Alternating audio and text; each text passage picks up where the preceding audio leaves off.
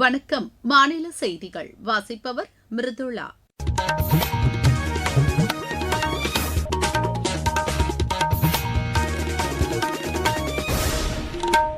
தலைப்புச் செய்திகள்.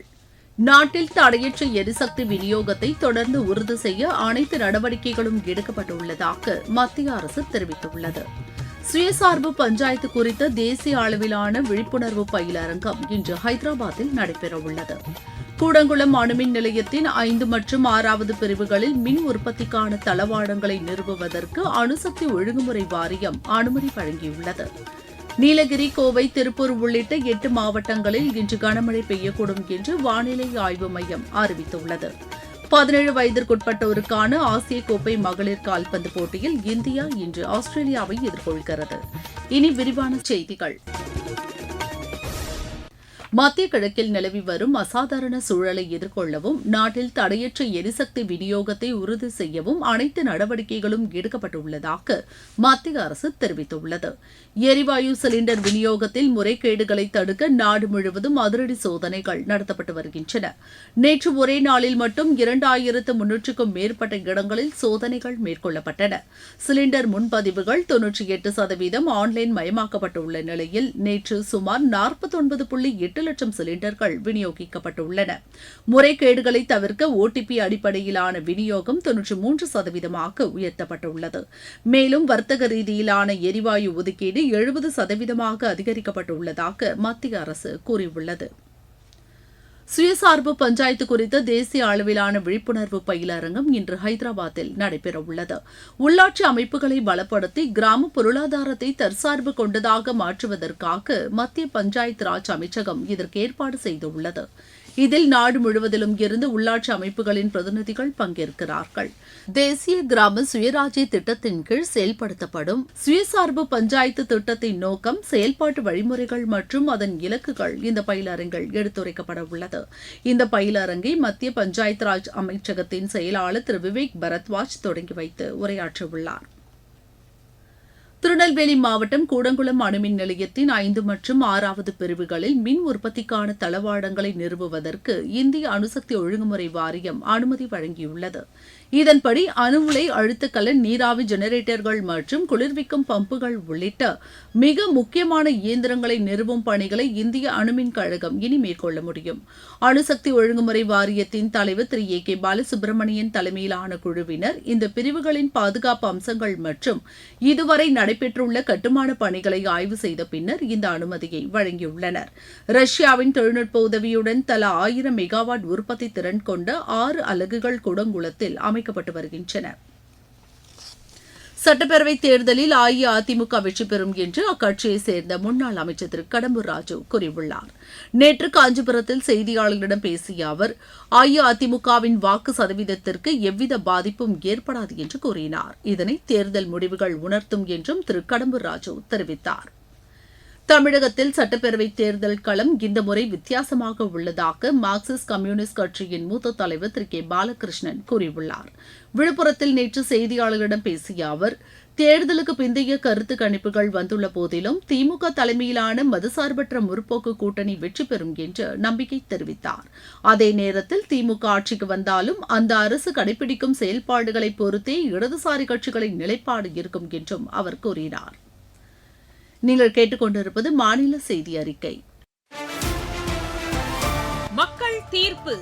நேயர்களே, சட்டப்பேரவை தேர்தல் முடிவுகளை உடனுக்குடன் வழங்கும் வகையில் எமது செய்தி பிரிவு வரும் 4ஆம் தேதி காலை 9 மணி முதல் மக்கள் தீர்ப்பு 2026 என்ற சிறப்பு கலந்துரையாடல் நிகழ்ச்சியை நடத்த உள்ளது.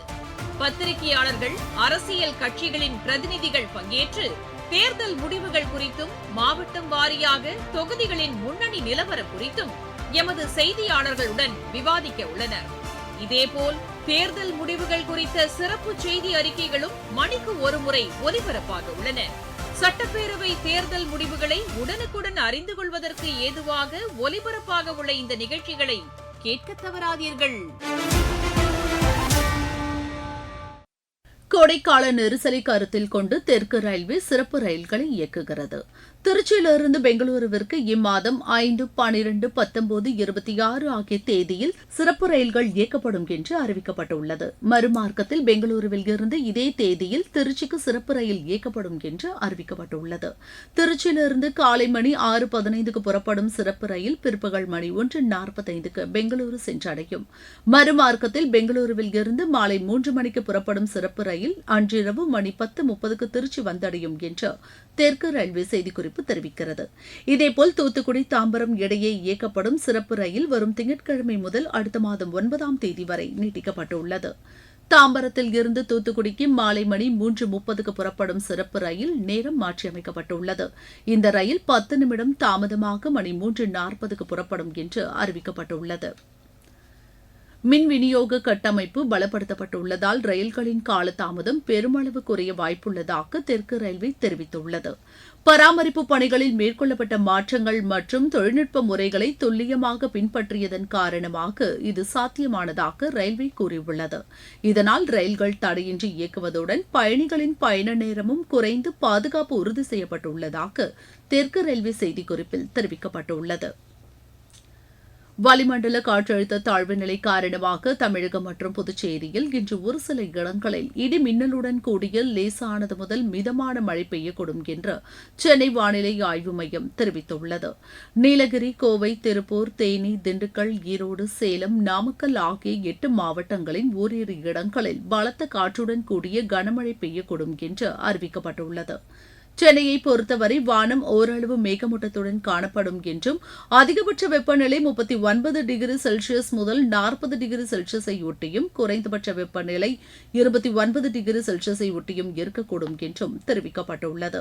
வடக்கு ஆந்திர கடலோர பகுதிகள் அதனையொட்டிய மத்திய வங்கக்கடல் பகுதியில் சூறாவளி காற்று வீசக்கூடும் என்பதால் அப்பகுதியில் மீனவர்கள் மீன்பிடிக்க செல்ல வேண்டாம் என்று அறிவுறுத்தப்பட்டுள்ளனர்.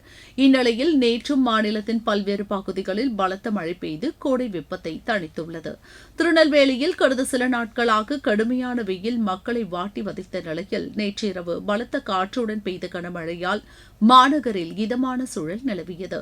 தேனி, சிவகங்கை மாவட்டங்களில் சில இடங்களில் பலத்த மழை பெய்துள்ளது. அதே நேரத்தில் வேலூர், திருப்பத்தூர், மதுரை உள்ளிட்ட 12 இடங்களில் அதிக வெப்பம் பதிவாகியுள்ளது. இருவரி செய்திகள். மத்திய கிழக்கு பகுதியில் நிலவும் பதற்றமான சூழலை கருத்தில் கொண்டு அங்கிருந்து அமெரிக்க படைகள் தற்போதைக்கு திரும்பப் பெறப்பட மாட்டாது என்று அதிபர் திரு டொனால்டு டிரம்ப் கூறியுள்ளார். ஈரானின் ஆயுத கிடங்கில் நேற்று ஏற்பட்ட வெடிவிபத்தில் அந்நாட்டின் புரட்சிகர காவல் படையைச் சேர்ந்த 14 வீரர்கள் உயிரிழந்தனர். கேரளாவில் கடந்த 2 வாரங்களில் பாம்பு கடிக்கு உயிரிழந்தோர் எண்ணிக்கை 10ஆக அதிகரித்துள்ளதாக அம்மாநில அரசு தெரிவித்துள்ளது. தெலுங்கானாவின் ரங்காரெட்டி மாவட்டத்தில் நேற்று காரும் லாரியும் நேருக்கு நேர் மோதிக்கொண்ட விபத்தில் 6 பேர் உயிரிழந்தனர். ஒகேனக்கல் அருவியில் தண்ணீர் வரத்து சீராக உள்ளதால் சுற்றுலா பயணிகளின் வருகை அதிகரித்துள்ளது. தேனி மாவட்ட காவல்துறையில் 8 ஆண்டுகளாக பணிபுரிந்த மோப்பனாய் பைரவ் உடல்நலக் குறைவால் உயிரிழந்ததை அடுத்து காவல்துறை அணிவகுப்பு மரியாதையுடன் நேற்று நல்லடக்கம் செய்யப்பட்டது. திருச்சி, காரைக்கால் இடையே இயக்கப்படும் பயணிகள் ரயில் பாதை பராமரிப்பு பணிகள் காரணமாக இன்று திருவாரூர் வரை மட்டுமே இயக்கப்படும் என்று அறிவிக்கப்பட்டுள்ளது. திருச்செந்தூர் சுப்பிரமணிய சுவாமி கோயில் சித்திரை வசந்த திருவிழாவின் 10ஆம் நாளான நேற்று சுவாமி ஜெயந்திநாதர் வள்ளி தெய்வானையுடன் பக்தர்களுக்கு அருள் பாலித்தார். விளையாட்டுச் செய்திகள். 17 வயதிற்குட்பட்டோருக்கான ஆசிய கோப்பை மகளிர் கால்பந்து போட்டியில் இந்தியா இன்று ஆஸ்திரேலியாவை எதிர்கொள்கிறது. சீனாவில் நடைபெறும் இந்த போட்டி மாலை 5 மணிக்கு தொடங்க உள்ளது. டென்மார்க்கில் நடைபெற்று வரும் தாமஸ் கோப்பை பேட்மிண்டன் போட்டியின் அரையிறுதியில் இந்தியா இன்று ஜப்பானை எதிர்கொள்கிறது. ISL கால்பந்து போட்டியில் ஜம்ஷெட்பூர் அணி 2-0 என்ற கோல் கணக்கில் கோவா அணியை வென்றது. இன்று மாலை 5 மணிக்கு நடைபெறவுள்ள ஆட்டத்தில் ஒருங்கிணைந்த வடகிழக்கு அணி காசி அணியையும், மாலை மணி 7:30க்கு நடைபெறவுள்ள மற்றொரு ஆட்டத்தில் தில்லி அணி பஞ்சாப் அணியையும் எதிர்கொள்கின்றன. மீண்டும் தலைப்புச் செய்திகள். நாட்டில் தடையற்ற எரிசக்தி விநியோகத்தை தொடர்ந்து உறுதி செய்ய அனைத்து நடவடிக்கைகளும் எடுக்கப்பட்டுள்ளதாக மத்திய அரசு தெரிவித்துள்ளது. சுயசார்பு பஞ்சாயத்து குறித்த தேசிய அளவிலான விழிப்புணர்வு பயிலரங்கம் இன்று ஹைதராபாத்தில் நடைபெறவுள்ளது. கூடங்குளம் அணுமின் நிலையத்தின் 5 மற்றும் 6வது பிரிவுகளில் மின் உற்பத்திக்கான தளவாடங்களை நிறுவுவதற்கு அணுசக்தி ஒழுங்குமுறை வாரியம் அனுமதி வழங்கியுள்ளது. நீலகிரி, கோவை, திருப்பூர் உள்ளிட்ட 8 மாவட்டங்களில் இன்று கனமழை பெய்யக்கூடும் என்று வானிலை ஆய்வு மையம் அறிவித்துள்ளது. 17 வயதிற்குட்பட்டோருக்கான ஆசிய கோப்பை மகளிர் கால்பந்து போட்டியில் இந்தியா இன்று ஆஸ்திரேலியாவை எதிர்கொள்கிறது. இத்துடன் இந்த செய்தி அறிக்கை நிறைவடைகிறது.